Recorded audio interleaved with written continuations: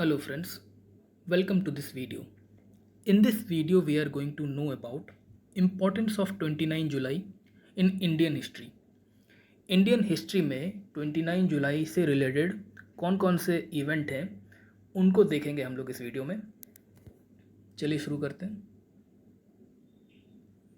तो पहला जो इवेंट देखने को मिल रहा है वो है death anniversary of Ishwar Chandra Vidyasagar. 29 जुलाई 1891 को इनकी डेथ हुई थी।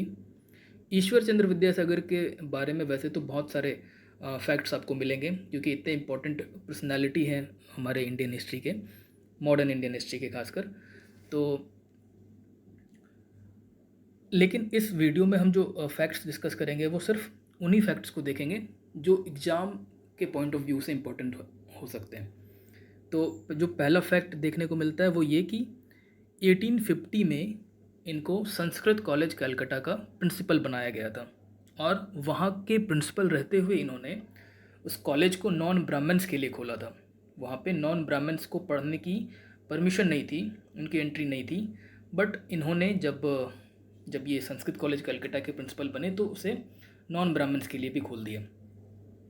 इसके बाद ये देखने को मिलता है इनके बारे में कि ये बिथ्यून स्कूल के फर्स्ट सेक्रेटरी थे। बिथ्यून स्कूल जो कि कलकत्ता में जिसको इस्टेब्लिश किया गया था 1849 में।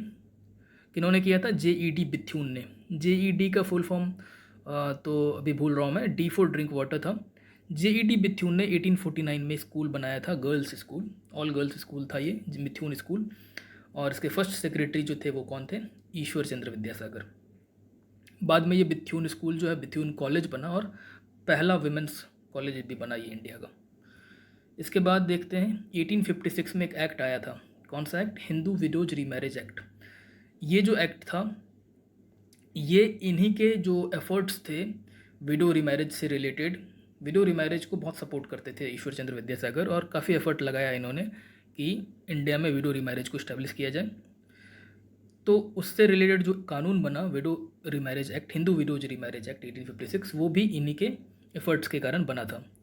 हिंदू विडोज रीमैरिज एक्ट 1856 जब आई गया तो इससे रिलेटेड एक फैक्ट याद रख लें हम कि क्या ये जो एक्ट आया था, ये जब एक्ट लाया गया था, ये बिल जब लाया गया था उस वक्त गवर्नर जनरल थे लॉर्ड डलहौजी।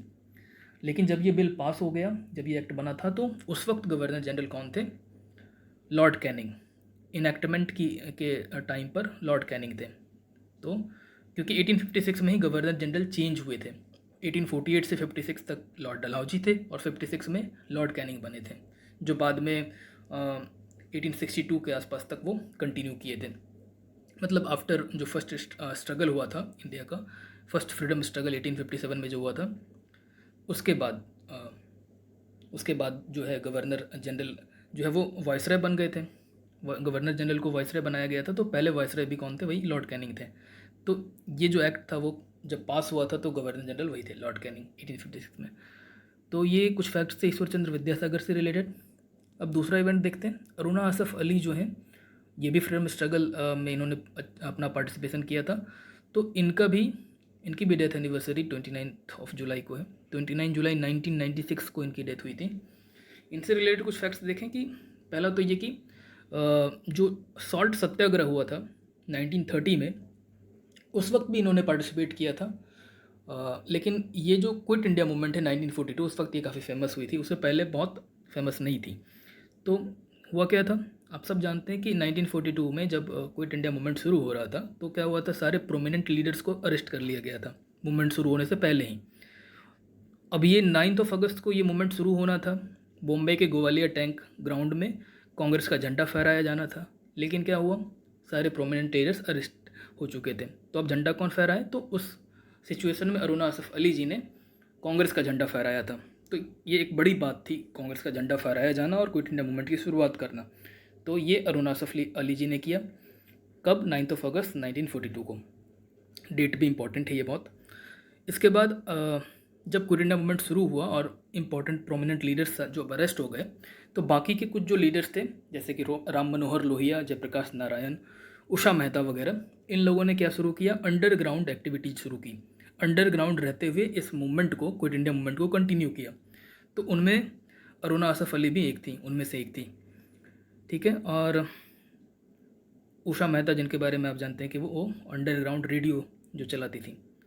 तो अरुणा सफल के बारे में एक ये भी फैक्ट है कि उनको ग्रैंड ओल्ड लेडी कहा जाता है, grand old lady of the Indian independence movement. ठीक है। आफ्टर इंडिपेंडेंस जब 1947 में हमें आज़ादी मिली तो फर्स्ट मेयर ऑफ दिल्ली भी इनको बनाया गया था। She was elected as the first mayor of Delhi in 1858। और आफ्टर हर डेथ इन 1996 में डेथ हो गई थी इनकी, तो 1997 में पोस्थ्यूमसली मरने के बाद मरणोपरांत इनको भारत रत्न, जो कि सर्वोच्च सम्मान है हमारे देश का, वो दिया गया था 1997 में। तो ये दो पर्सनालिटी को हमने देखा, उनके बारे में जाना, और जो फैक्ट्स थे वो बेसिकली वही फैक्ट्स हम देखने की कोशिश करेंगे इस सीरीज में, जो कि एग्ज़ाम पॉइंट ऑफ व्यू से इम्पॉर्टेंट होंगे, ताकि जो है प्रॉपर रिवीजन हो, यानी कुछ भी फालतू के फैक्ट्स हमारे दिमाग में ना रहें। छोटा वीडियो रखने की कोशिश करेंगे इस सीरीज़ में। तो ये पहली वीडियो थी आज की 29 जुलाई। रोज़ कोशिश करेंगे कुछ फैक्ट्स जो है वो इंडियन हिस्ट्री में, खास करके जो मॉडर्न इंडियन हिस्ट्री है, क्योंकि एग्जाम पॉइंट ऑफ व्यू से वही इंपॉर्टेंट ज़्यादा होता है, मॉडर्न इंडियन हिस्ट्री ज़्यादा क्वेश्चंस आते हैं उससे। तो जो डेट है, कोई भी डेट होगी, और हिस्ट्री में जो वो उस डेट से रिलेटेड कुछ इवेंट होंगे उनको डिस्कस करेंगे हम, उनसे रिलेटेड जो इंपॉर्टेंट फैक्ट्स हैं, सिर्फ important facts exam point of view से जो इंपॉर्टेंट लगेंगे बस उनको डिस्कस करेंगे। ठीक है। तो चलिए फिर कल मिलते हैं। और एक चीज़ और, कि अगर किसी डेट को कुछ ऐसा कुछ इवेंट इंपॉर्टेंट नहीं नज़र आएगा तो फालतू के वीडियो मैं नहीं बनाऊंगा। अगर कुछ इंपॉर्टेंट इवेंट मिलता है, कोई इंपॉर्टेंट पर्सनैलिटी मिलती है जिनकी डेथ एनिवर्सरी हो या बर्थ एनिवर्सरी हो, तो तभी वीडियो बनाएंगे। ठीक है। चलिए फिर आज के लिए इस वीडियो में फ़िलहाल इतना ही। Thank you.